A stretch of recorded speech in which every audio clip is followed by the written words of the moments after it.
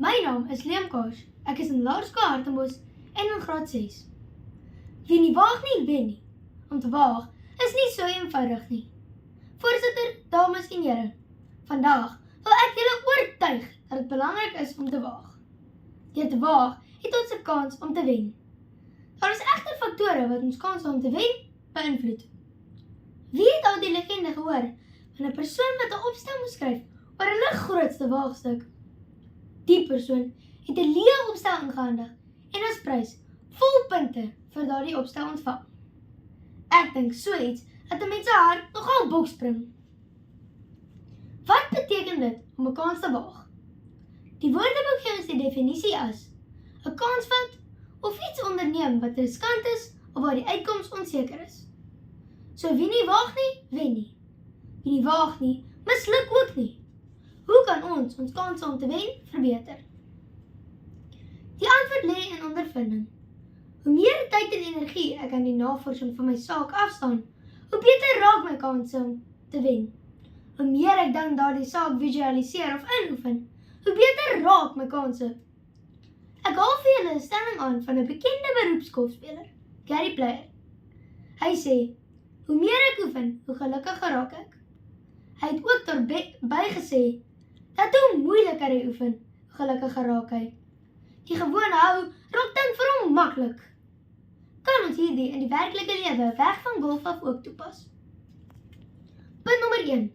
Hoe meer male ek waag, hoe beter raak my kanse om te wen. Dit beteken dat ons wel gaan misluk, maar as ons met wysheid en ondervinding weer probeer, dan verbeter ons kanse. Dit is makliker as ons die realiteit van ons kanse ken, ons verbeter.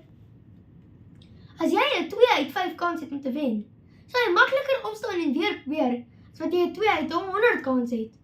2 uit 100 is pure geluk, wat nog van 2 uit 1 miljoen. Berekende kanse bou dus ons selfvertroue.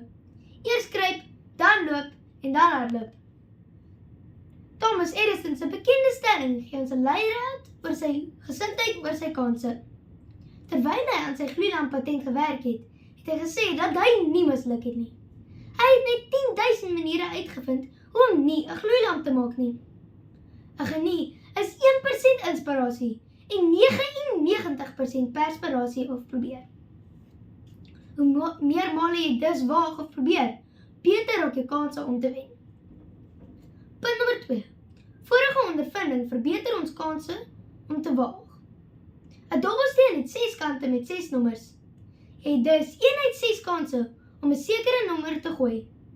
Maar dit is nie verseker dat as jy 6 keer gooi, jy wel 'n 6 gaan gooi nie. Jy kan dalk 100 keer 'n 1 gooi, terwyl jy probeer om 'n 6 te gooi. Jy kan dalk op jou eerste gooi ook 'n 6 gooi. Vat ek hierdie voorbeeld om met die dierprys van eiers uit te waai. Deur onrealistiese kanse te waag, sonder enige ondervinding, gaan lei na mislukking. Wanneer ek egter ondervinding opdoen, gaan ek beter besluite neem en wen. My kanse verbeter outomaties, soos ek groei, navors, probeer en fouteer. Wanneer ons dan val, moet ons gou weer opstaan en seker maak ons maak nie dieselfde foute nie. Wanneer ons ondervinding opdoen, begin ons beter kanse raak sien en beter besluite neem. Vra maar vir Evel Knievel. Op die motorfiets webtuiste www.witsinsurance.com beskryf die skrywer dat Evel Knievel 'n merkwaardige status het. Hy is omtrent die enigste waaghaus wat meer van bereik het deur te misluk as deur suksesvol te wees.